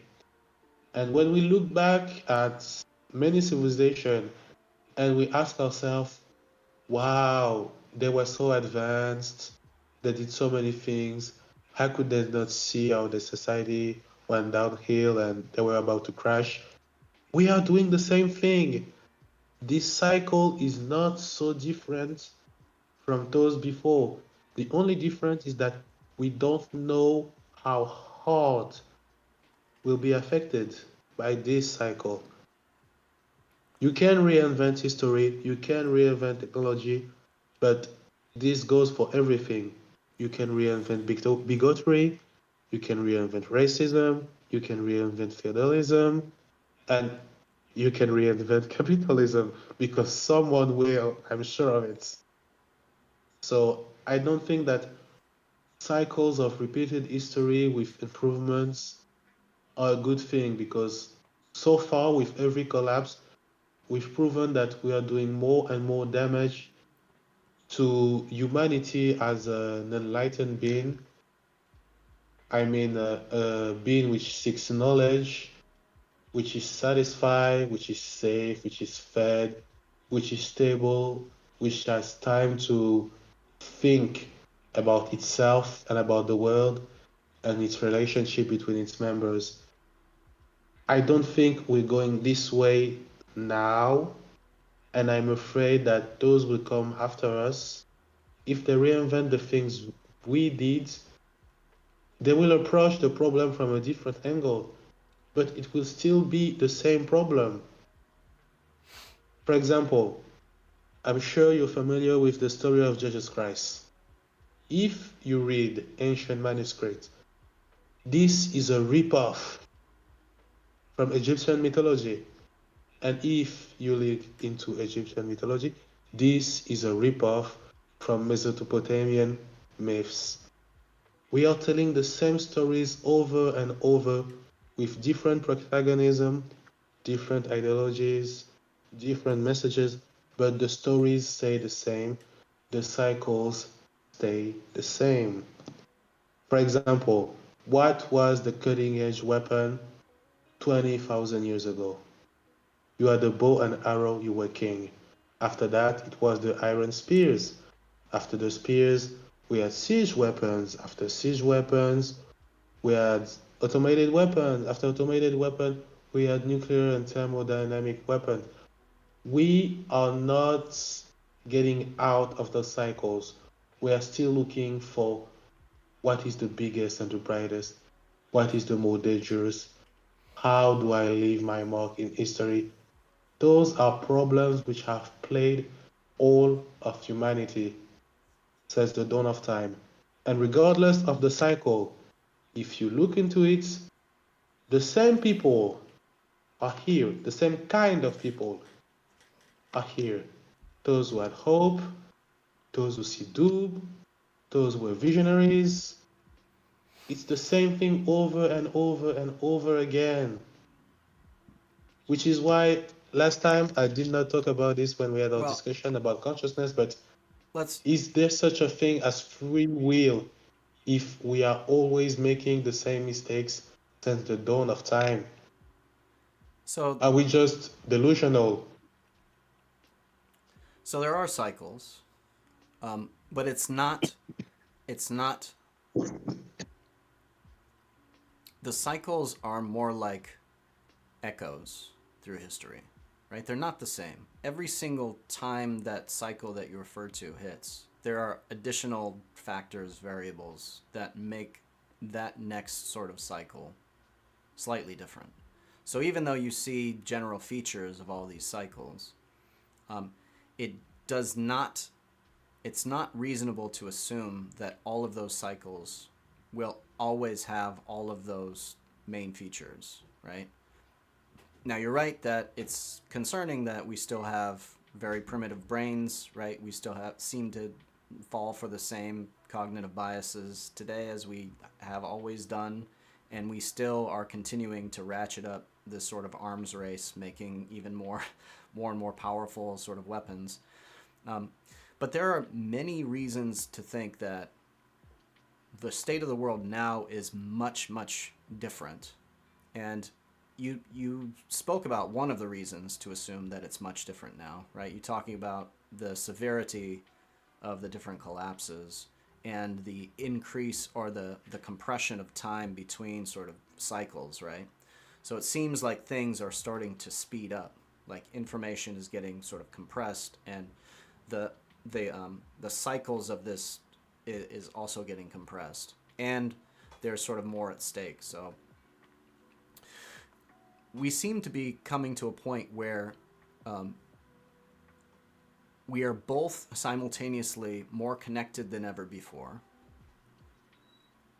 and we are pushing up against sort of planetary boundaries. So these two things are unprecedented in recent history of human civilization. So it's going to be hard to make a strong case by just looking back at historical records and saying this is inevitable. A giant crash is inevitable, and civilization's going to collapse, and we're going to lose all this technology. I don't think that's going to happen. I think that because of the interconnectedness, and because information is traveling a lot further, and because we have so many strong trades, which, yeah, Trump just imposed another like 40% tariffs on countries, so that's not really looking too good in terms of like countries wanting to engage in cooperative behavior. But again, I think this is just wrinkles that we're gonna iron out. We're gonna have like little soft collapses here and there. But I think that the system is sufficiently connected now where information will always sort of, like network resilience, right? The reason that networks are really resilient is because everything is sort of decentralized, and if one channel, one bridge breaks down, you've got all these alternate channels where information and resources can flow across the network. And if you think about modern I societies, disagree. well, if you think about modern societies I, today, how many different roads do we have? How many different communication lines do we have? How many different sort of local sort of power stations and communication centers and databases that everyone's different computers that are all kind of allowing this sort of internet network to be possible. So like we yes, we still have a lot of problems, but we have built such a strong sort of decentralized network of information flow that I really don't think that the giant collapse I don't think it's likely. I think there are going to be definitely pockets of friction, pockets of entropy. There's going to be, there's still all of the problems out there. But in terms of a global collapse, I'm not really, I don't know, my intuition tells me that it's probably not going to be as severe as that. we don't have redundant systems for society. Pro, We don't. pro players We don't have asking, backup plans. well, We have backup plans to rebuild society. We don't have backup plans to make copies of all the things we will need. It's just impossible. we'll need a lot less than we actually have right now. Part of the problem is that we just have way too much, and we're just mismanaging most of the resources that we have. Pro player, what's up, man? We were talking about just cycles of collapse, societies. Talking about like Rome. We're talking about technologies, weapons technologies that develop, give certain groups of people advantages, and just kind of cycles of warfare. And I don't know, that the cycle wasn't super well defined, but we're kind of debating whether or not we're headed towards a major collapse, and I tend to think that it's a little bit unlikely now, even though we might experience economic downturns in terms of losing all information. I don't know. My intuition is that it's not as likely as it feels like if you just look at headlines and stuff. You have faith. I have no. I have little faith. This is the core of the issue. Because you think that a series of soft collapses Make us stronger. cannot end the system? I think No, they make us stronger. it can end the system. No, it cannot make it stronger. Yeah, I think it can. We had almost 20 years of soft, and I use soft, ironically, economic collapses. Do you have any sense? Do you feel like the economy is getting better, stronger, more regulated, low energy, if so to speak. Do you think that there is an improvement at this level? I think If you don't, I think there then you it realize that despite the series of small economic issues, we don't have a better grasp, a better understanding of the system. I think right now, perhaps one or two people on this planet has any idea how the economy works because it's fucking madness to me. well, no one really And know. I do numbers. Yeah, Yeah. no one really knows what's going on. I mean, the thing is, it's way too complicated for any one human or a group of humans to understand really what is happening in the economy. There's too many variables, man. It's like the scale of complexity is tremendous, and the joke about economics But is just it's but not a you science at assume all. It's but like you can't you predict anything. yes, but you assume that we will keep and achieve this level of complexity again if we collapse softly. I think that um, I think that life is fundamentally creative. It's fundamentally wants to survive. It's it's problem solving by its nature, and I think that populations of humans are fundamentally problem solvers. They're trying to survive. Now we're limited by our ability to see into the future, right? I call it complexity blindness. So we tend to only see very shortly into the future. But I think that actually society as a whole, if you think about it as a superorganism, probably has a little bit more of an intuition, can see a little bit farther into the future than any one of us can. And I think that society itself is kind of self organizing in a way that none of us are really aware of at all. Like we're focusing on all the bad news that we read on our news feeds and stuff, and just getting overwhelmed by all of the worst things in the world, right? And this is because of media bias. If it bleeds, it leads, and negativity bias. We pay attention to immediate threats in our environment, No, and we start using. I have to stop you. Well, let me I have finish. to stop you. No, no, I no. do not believe society. Let me finish. I don't. Let me finish.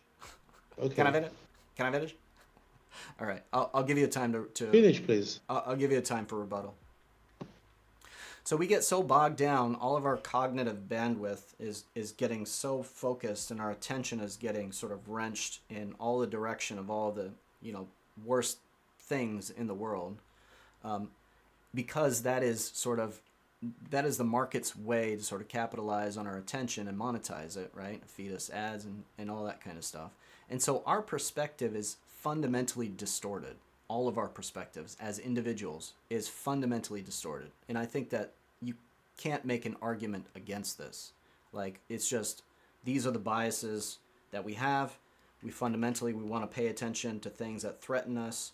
So there's this feedback loop where the media gives us what we want, what we pay attention to, which is all the bad shit, which is why Netflix is filled with dystopian films and not, hopeful stories about how humanity gets by in the future, and why our news feeds are just filled with the worst possible things. There's not a lot of hopeful news that graces your news feed. So all of us, because of this, because of these simple biases that are inside of all of us, all of our perceptions are fundamentally distorted about the future, and our beliefs are distorted about the future. It totally discounts all of the really good, positive things that humanity is doing, all of the amazing advances that we're having, all the new knowledge that we're building. And it sort of glazes over the fact that we are sort of fundamentally social animals, and what brings us happiness and health is having strong communal sort of communities of people. And we've gotten far away from that. Our technology has pulled us away from that. But people are getting wise to this fact. People are waking up that really we're kind of living in this matrix thing, and we're being sort of mined like resources. We're basically human batteries, And people are like, no, this is stupid. Like, why am I, why am I moving halfway across the world just to get some tech job at a company that is parasitic on society, only to find that I've lost all my friends. I've gone halfway around the world. I have no friends here. I have no family. Why did I do this? So I think that it's a learning process. We're still very young as a species. We are adolescents. We are learning right now. And I think that we will, we're every day I get up and ask, how can I make the world a little bit better for myself and other people? And I think there's plenty of other people that are coming to that realization and are taking small steps. And it's the collection of a bunch of people just like you that are concerned with the world and are problem solvers, are creative problem solvers. And you're spreading positive messages, right? About how the world's going to collapse and get better from there. Isn't that your positive message, Dance? That we are resilient, that we can pull through. Come on, man, you got to have faith in something. Uh, You got to start telling positive no, I stories. have I I I have faith, but not in the way you have faith. Two things. We are not adolescents.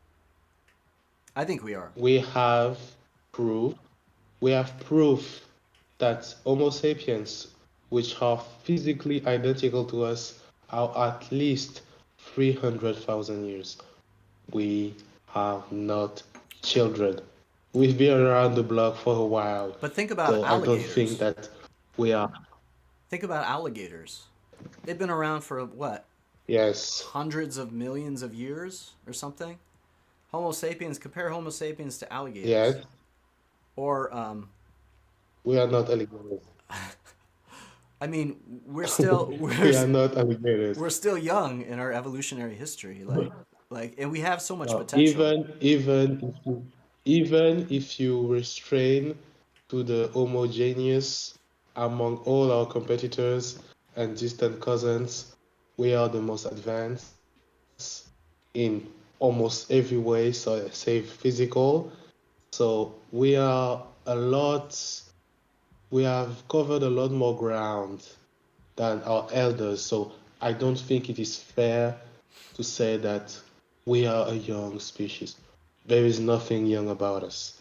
Biologically, there is nothing young about us. Well, if you At extend, our evolutionary level, there is nothing wrong. There is nothing wrong, young about us. The second issue I had, which I tried to interrupt you about, is when you talk about society pro self-regulate players, and right? Young is relative. self-improve. I strongly disagree because, as I said before, society calcifies. A lot of inefficient and unnecessary processes and organizations are kept in place. If society truly self regulated and self improved, even without media bias, propaganda, and social media, at the local level, as an individual, you would see an improvement in all administrations all around you since the day you were born. Do you see this improvement around you in a consistent way, which is compatible with the fact that there is self-regulation? You just have to think about it in terms of systems. No, I don't need to think about it. I need to acknowledge if society self-regulates, then since the day I was born, I would have seen improvements in administrations and administrative processes all around me since then. If the DMV is as inefficient now as it was 10 years ago, where is the self improvement?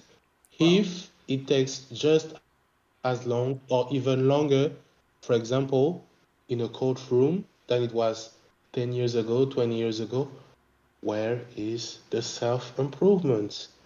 If truly the market was competitive and the joke about the free market, but if truly those things happen, then surely someone would have developed the technology, the cutting edge, to break the price and break the concurrence. There should be a perpetual improvement of our conditions, of our society. There is no longer self-regulation, Hold up. which is why society is slowly choking to death. Well, think I'm about it not like saying this. that because of media bias. I'm not saying that because of media bias or online propaganda. All I have is personal experience at a local level. You close your eyes, you don't see screens, and you look. I was there 10, 50 years ago. Let me see how things have improved. And most of the time, nothing changed. I, as an individual, can fail, can wreck myself, can rise again. Some institutions can fail consistently for decades, but they will always be bailed out. They will always be uplifted. They will never be allowed to die in order for the free market to do its thing and you see a natural improvement. This is my point. I'm not talking about bias, mania, or doom scrolling. I'm talking about real life, what people experience at their level, not what they see through screens. If you cannot see a societal improvement of any kind while you live your life, your everyday life, not online, not on Reddit, not on X, you have to question yourself. How is society self-regulating and thus normally self-improving? It is not, which is why I try to interrupt you. I'm not Okay, I saying that disagree. I disagree. we must abandon hope. All right. I'm not, Let, okay, you can disagree. I'm not saying that we have to abandon hope, but the issue is all that right, let a me lot respond. of things we talked about, especially creation of new structures, organization, will not be possible because there are things in place which are supposed to do that. We did not invent the wheel. I'm sure plenty of things we've discussed, you've looked online. This is supposed to be the function or the responsibility of some ministry, and nothing is going anywhere, which is insane because they have more time, more money, and more opportunity that you and I will ever have in our lifespans. And yet, nothing seems to change. Which is why, if you truly want the change you speak of, those monoliths, those dinosaurs, like you call them, must be brought to heel, must fall, must die. Because the second you will point out that we could do this, they will point at something dead and twitching, which has been doing this allegedly for 1, 2, 3, 4, 5, 6, 10 years. I'm not saying that it is bad to have ideas, it is bad to promote hope, but we have to promote hope with the understanding that what we are promoting is not new. What we are promoting is the function or the supposed function of a lot of things around us which do not work Dance, by are accident you almost done here? or by design. Are you almost done here? And I realize I'm a I hypocrite give because it back to you. I go along for a long time, but yeah. Can I respond because it's like it's a little It bit is too your much. show. Go ahead. Okay, so I hear what you're saying. You're saying okay, you said self society is self-regulating, but that doesn't make sense because when I look around me, I see that things are not don't seem to be self-regulating. They don't seem to be changing for the better. When I look outside, when practically speaking, I just look around at systems and I see that they're getting worse.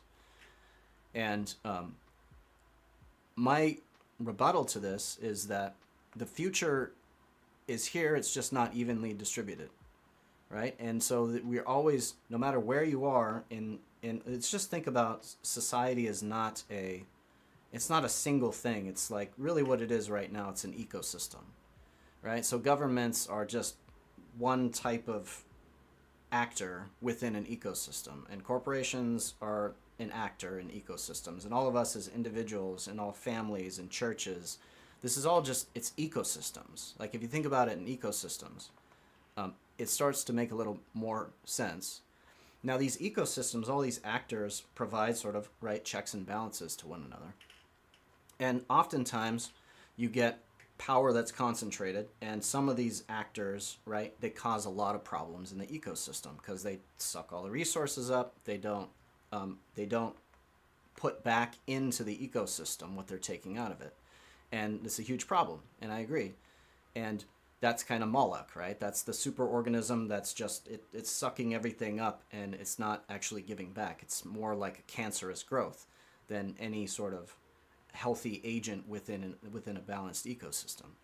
So yes, if you look around in certain parts of the world, you see a lot of stasis, decay, entropy. You don't see systems that are doing any sort of self-correction, but that's at a very local sort of scale, right? So when I'm talking about the future of society globally, you have to just think about it as this constant battle and push and pull between various actors within an ecosystem that generally have to find some sort of, they have to reorganize themselves in order to fit these new niches that we're creating.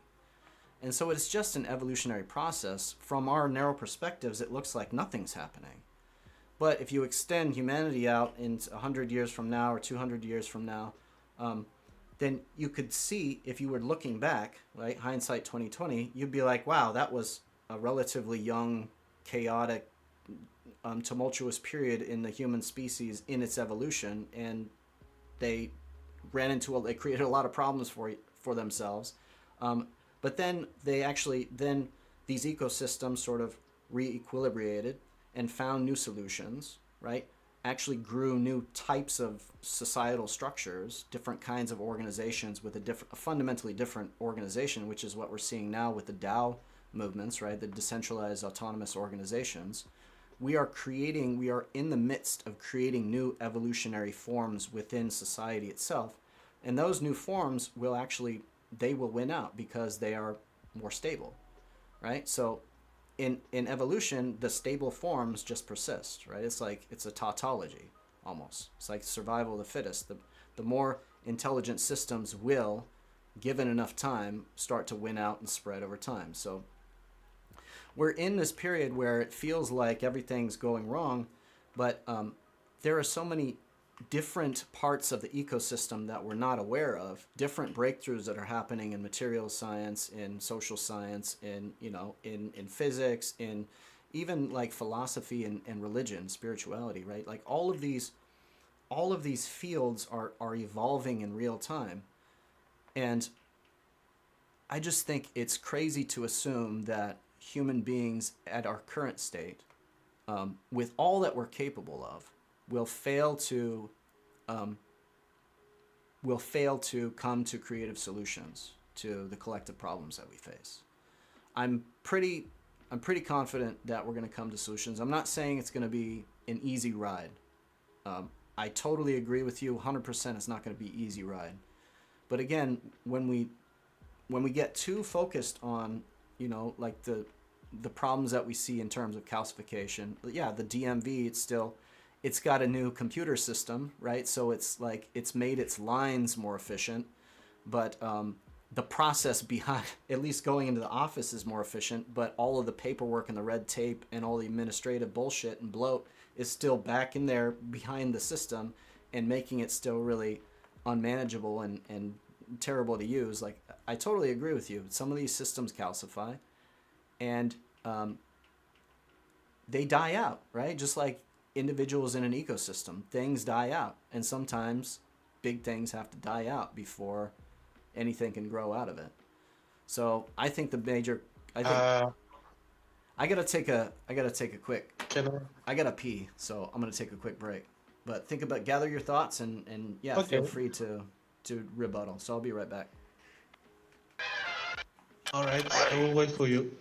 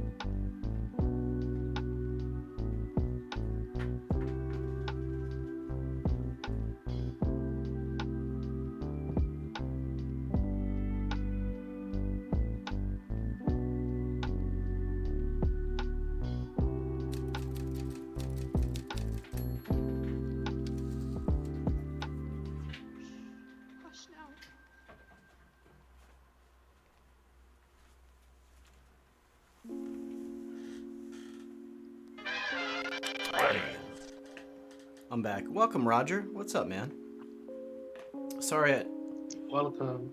let me reply to Roger real quick. Sorry, I don't tend to read YouTube chat. I don't really have a great stream setup for monitoring both simultaneously, so sorry about that.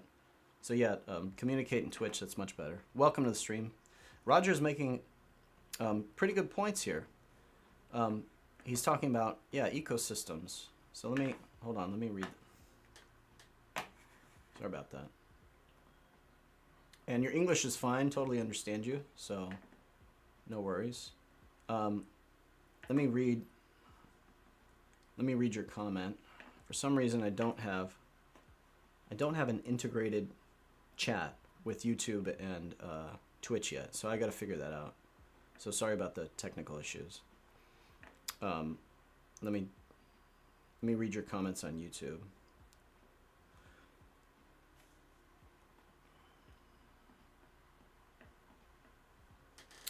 Hope you're doing well, Roger. I'm sorry that you're having to work 8-hour days, 9 to 5. So you said ecosystems are driven by rules of nature. Governments are things that we have designed, and if they do not work, they must be changed. Absolutely, 100%. And part of the problem is that a lot of our government systems have become calcified, like Dance was talking about. He's totally right on that. Like all of these systems have become calcified. They're no longer adapting in a way that is healthy. So what we need to do is redefine, we need to redefine government structure in a way that is self-corrective.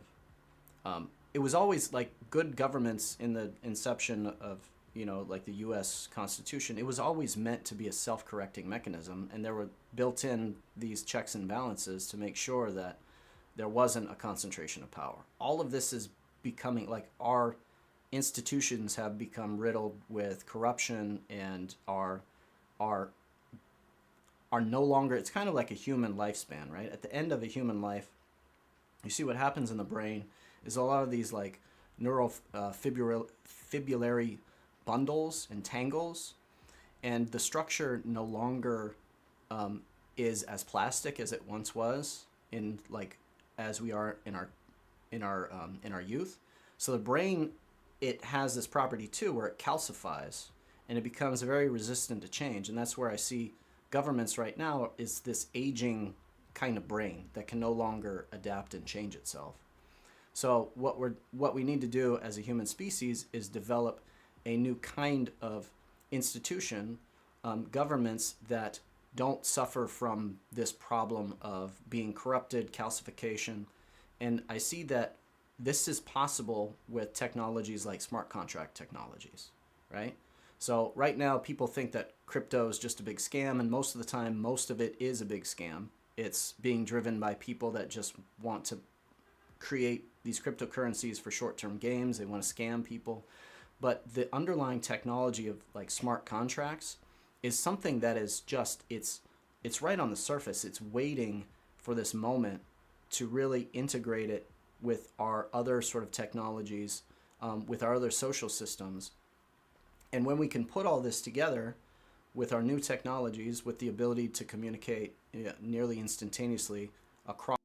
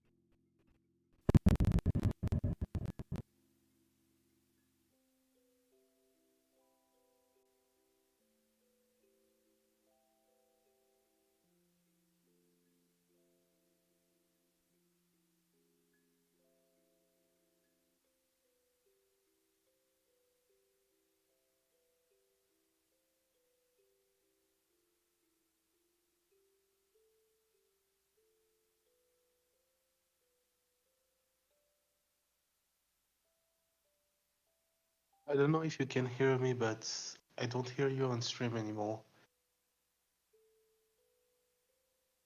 I don't hear you on Discord as well.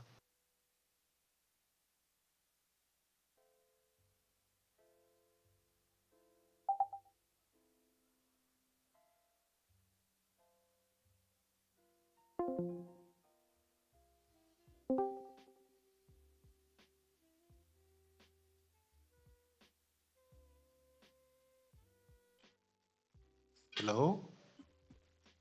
Hello? All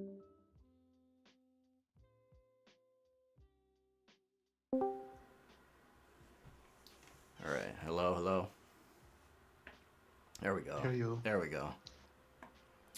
Yeah, sorry about that. It looks like I had a power surge or something. Like, looks like my microphone shut off. Sorry about It's that. okay.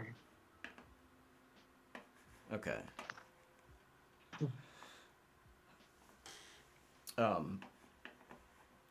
Cool. So,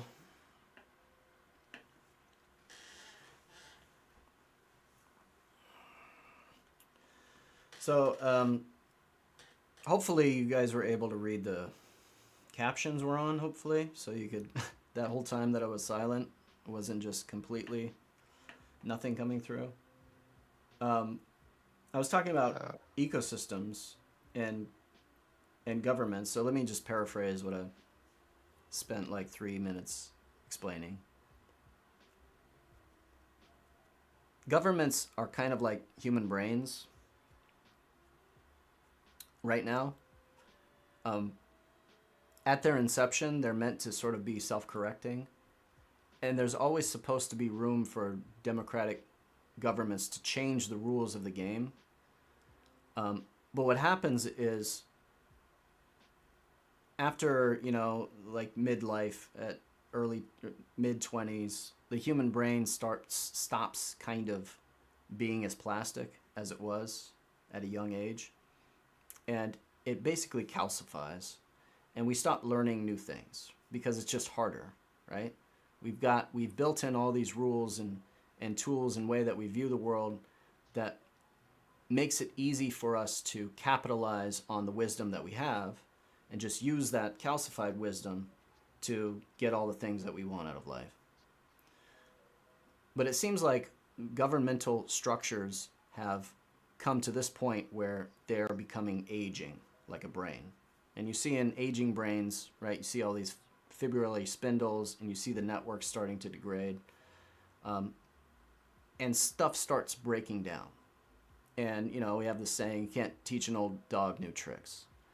So it feels like current institutions, governments, are running into this problem where they are just aging.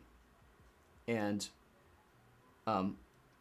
what we have to do is innovate and create new kinds of institutions that don't suffer from this problem of like aging and calcifying. And I think we can do that with smart contracts and a bunch of new sort of technologies that we're finding today. So right now, it's the main problem is that we have to integrate all of this new knowledge and technology that we have and create new institutions that don't suffer from corruption, that are more transparent, that are self-corrective, that have like error checking capabilities, right? That are self-modifying and adaptable. And once we do that, when we have evolution creating social systems at scale that are error correcting, that are more adaptable, that never get stuck at this point in time where they just get mired in this historical sort of, in these norms and trends and these things that don't bend. Once we get past that, then I think that human evolution reaches a new sort of epoch, reaches a new kind of state where a lot of change starts to happen really fast. Change for good, in a good direction. But right now we're stuck. We're stuck with these aging social brains that are riddled with, dementia and cancer. And so when when that becomes evident to the majority of the population, that this is what is happening, we're dealing with aging brains in society, then we innovate and we start putting more of our energy into building new systems that slowly replace those outdated ones.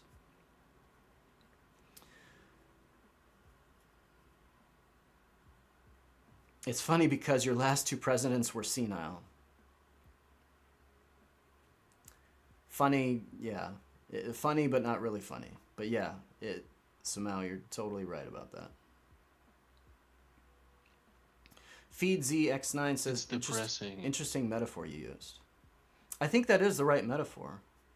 Yeah, no. It's a horrible metaphor if you think about it.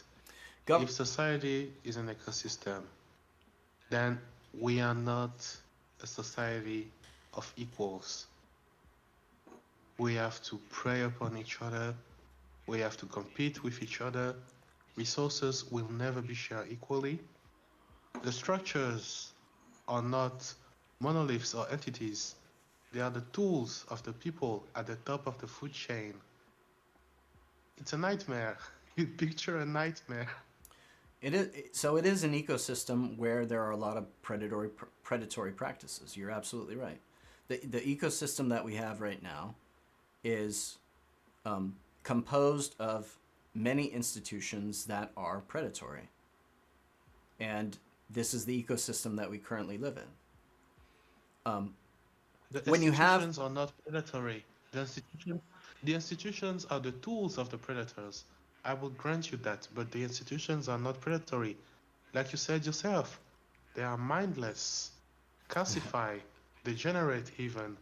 They cannot function, the brains are leaking out of the ears. So I think the governments are not the movers and shakers of power. They are the tools they are now, of the yeah. movers and shakers of power. Yeah, you think about it like, so governments are kind of like, so let's think about it. Did you see the zombie flick? What's it called?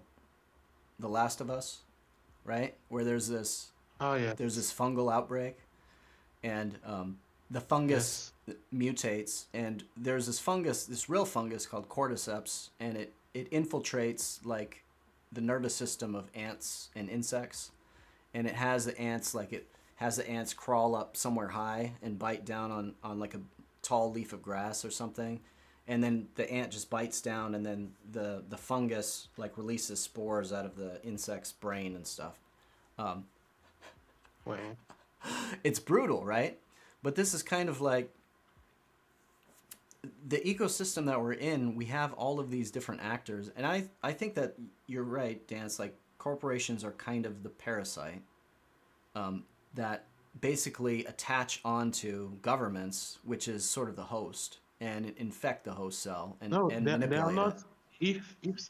If society is an ecosystem, they are not the parasites. They are the successful one, the victors, the top dogs. Because if society is an ecosystem, they are the ones succeeded in this ecosystem. So the corporations are not parasites in your allegory. So you see them as the alpha predators.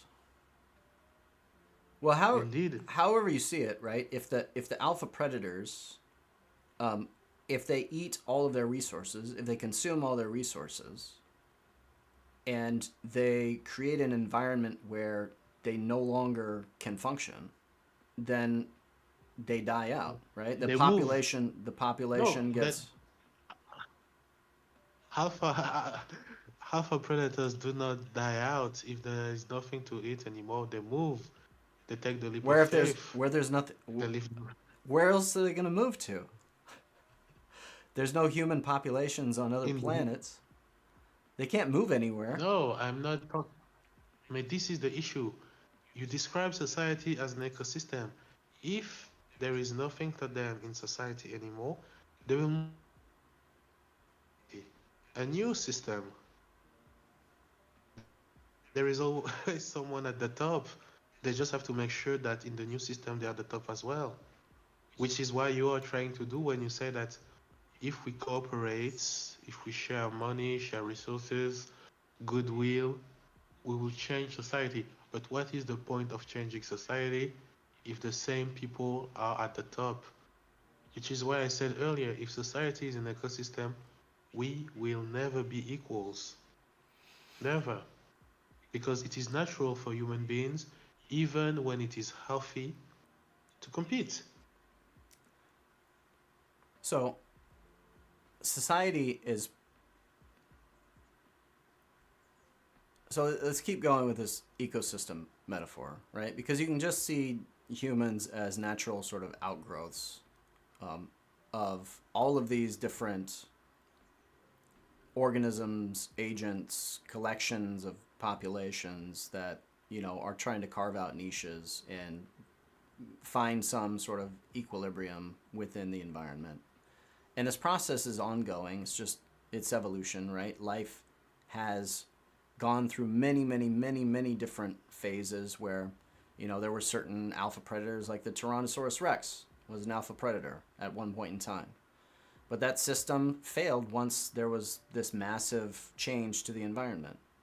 So humans, like, we're kind of special because we change the environment faster than any other species around us. And we're changing the environment so fast now that a lot of these old sort of systems that may have been the big alpha predators, right, of the past century or even the past 1,000 years, if you want to see like hierarchical systems in terms of this sort of predator that has been dominant throughout different periods of human history. When the environment changes sufficiently such that those systems are no longer, right, they're no longer capable of sustaining themselves, then they just die out. They go extinct. And then it leaves room for the little scrappy mammals that are, you know, at the bottom of the food chain to really start to find and spread and find new ecological niches. So I think what I'm trying to say is that I think that hierarchical organizations where it's a few people at the top, right? And you've got this pyramid structure where all the resources go more to the top and they get held up in that sort of system, and they don't spread out more evenly. Like in the coming environment, that system is no longer stable. Like that does not work. It just doesn't. It just fails. And the thing that takes its place is what I'm calling these decentralized autonomous organizations or network intelligences that don't have that same hierarchical structure. They're more intelligent because they have a network structure that's more democratic. You don't have a single person or a small group of people pulling all these major levers, not having any idea all the long-term consequences that they're causing, right? You just have a more intelligent organization entity. And that just wins out like it's a rule of evolution, right? Like the more intelligent systems will just win out. And even though it seems like, how do we get from where we are now to that other place? I think there's plenty of good evidence to show that humans are slowly moving in that direction, and that slowly will start replacing these old ancient alpha predators, the Tyrannosaurus Rex, that are like the giant global corporation, with these more sort of decentralized autonomous organizations that have self-correcting error correction coded in their structure, in their DNA, and that utilize a large amount of the population's intelligence by getting feedback and collecting feedback from like all of the people that actually collectively make up that group.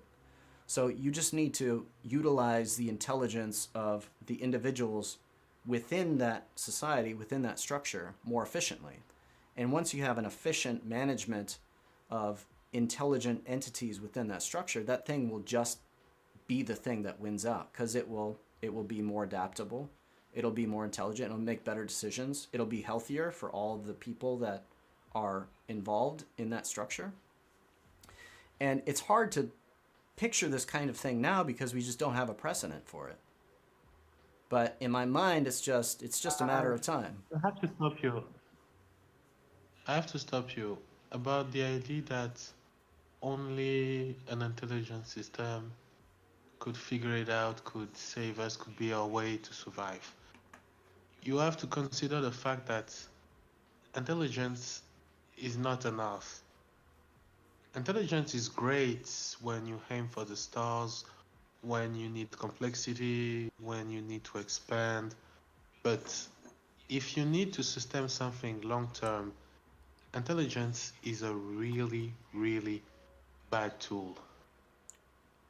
A simple example, I'm sure all around the world there are small tribes with little to no contact with the outside world who have been living like their ancestors, who have been living like their ancestors before for hundreds, thousands of years. These systems are not especially intelligent. What they have is the fact that they are small, sustainable, and tradition to keep the thing from spiraling out. So I don't think that intelligence will be the way for us to survive. I think we will go smaller. We'll go smaller, we'll stay smaller, and the expansion need to stop. We know that the level of complexity required in order to expand and to have it all. When I say have it all, I mean the interconnected continents, the fruits from the other side of the globe, vegetables from one continent, and plastic from another. This is not sustainable. We need to go smaller. I don't think that the solution is intelligence in order to make sure or to simplify the complex system we have right now. It's a strain. Even if we had all the resources necessary in order to maintain the system, the issues we face are more than economic. They are societal stability, cultural, religious. It cannot stand. It's too big. I think the issue is the size of the system. We need to realize that with smaller systems, we will have less success, less goods, but greater stability in the long run, which is what we want at the end of the day. And after all, after every collapse, civilization does not rise from a single point. It's a bunch of small communities who connect together again, who become regions, who become nation states, Yeah. who become global power, superpower. So I think that we need to go smaller before the collapse forces us to go smaller. Because if there is one thing true is that small systems, no matter their flaws, if they are sustainable and if they are held together by tradition, they do not deviate. When I say deviate, I do not say that they do not change, but someone who has been living in the same village like his ancestors since 5,000 years ago, there are changes, a lot of changes, but one will not be out of place if they went back in time because the structures still looks the same. People more or less communicate the same. There is a refinement of the practices. So I don't think that the solution is intelligence because intelligence is give us the idea that we can make it simple. I don't think at the level where we are, we can make anything simple because we are looking in every direction at the same time in order to make improvements and we want to apply those improvements out as well to our current society, which is a behemoth, gargantuan in size. So I don't think there will be any way to make a new system simple, no matter how intelligent we become. I don't think AI can do it. So, I don't think we can do it. so I think that part of the reason why I think that we can have sort of a soft revolution in terms of, okay, well, if these behemoths, if they die, what does that mean, right? Do we all die as partial actors within these systems? Do we necessarily die because of it? I don't think so. And I think that even though you have you've got you got people in various countries, and you've got organizations like the WTO, and you've got NATO, and you've got all these organizations. If those organizations dissolve, that doesn't necessarily dissolve the lines and channels of communication between their members, right? So you don't actually lose complete contact and information sharing between the individuals that make up those organizations. And so if those individuals don't die and they maintain some line of contact with another, then you could see how it's possible to radically sort of reorganize or recreate new sort of structures in the place of those, of those old sort of structures. Now, I think that you have a point when you say we do want healthy societies that are small, and part of the problem is that we've gotten too big. I think that scale is a big part of it, yeah. Because you scale up a system. There was a great book called Scale, and the author was talking about why you could never have something like King Kong, for example, right? Like King Kong, it's not physically feasible. That system would collapse under its own weight. Like there are limits to scaling laws where you get some efficiency overall when you start scaling up. Like larger animals are more efficient in terms of utilizing resources and stuff, but you hit some limits. And if you try to go past those limits, the thing just kind of collapses. So I think you're right. Part of the problem is that certain nations and empires, right? The reason that those things don't last is because they try to scale too big. They keep going. They use the same logic to try to keep growing. And then eventually they get too big for their britches and they just collapse, right? The system is no longer stable at the scale that they're trying to push it to. So yeah, that's definitely happening. So I'm thinking that systems like Russia or the United States, I mean, even the US, right? It's like, it's still, you can look at it as the federal government, which includes all the states, but you can also see it as, well, it's a collection of these semi-independent states. And what you want is you want intelligence. So you said intelligence wasn't the key. In certain systems, intelligence can be a liability, right? So you see in plants, you don't see these structures like brains because you don't need them, right? Brains are kind of expensive. They use a lot of energy. Plants don't need brains because they're stable. They don't have to move, right? They just put their leaves up. They passively collect sunlight. And so intelligence is not necessary for all systems. But I think it is necessary for societies because we act, right? We move, we seek things, we seek out resources, we are active agents or collections of active agents.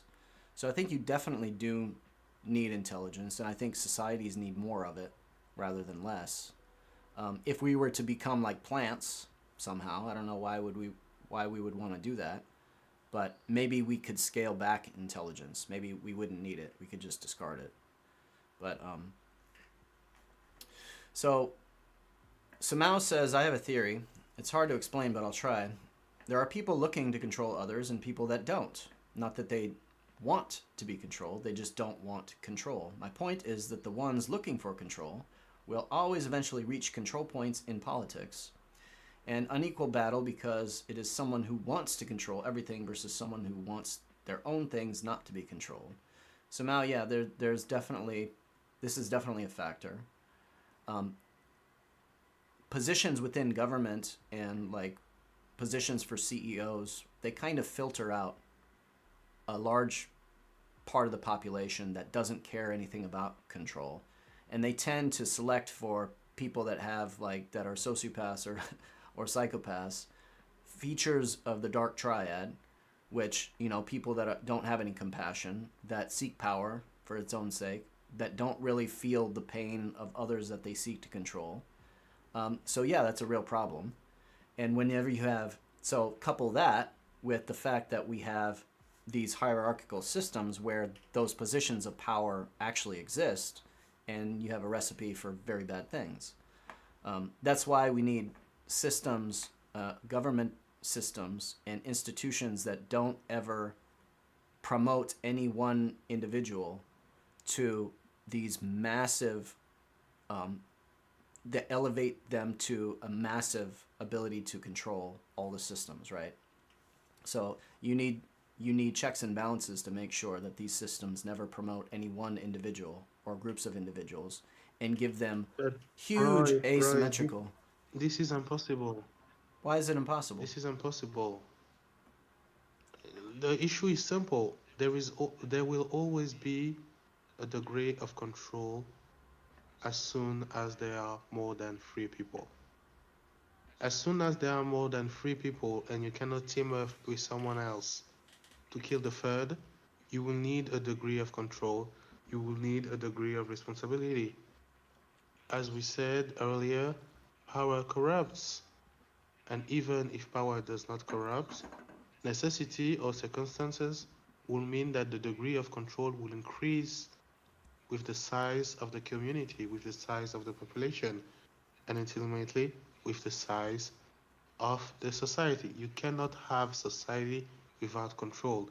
This is a ridiculous idea because this can only be true if we are all perfectly equal, which we are not. Just So just if we cannot get rid of control, we can diminish control, but we have to accept the fact that if we diminish control, the control of society over us, we have to be willing to endure hardship. we just If have to get it's no longer the role of we just, no, if you have to accept suffering, if it's no longer the role of society to protect you, for example, you have to understand that your life is in danger. If it's no longer the job of society, for example, to feed you, you have to understand that you may starve. We give society control over us because it is supposed to have responsibilities, duties. Right now, everything is fucked, but if we start from the ground up again and we push back on control,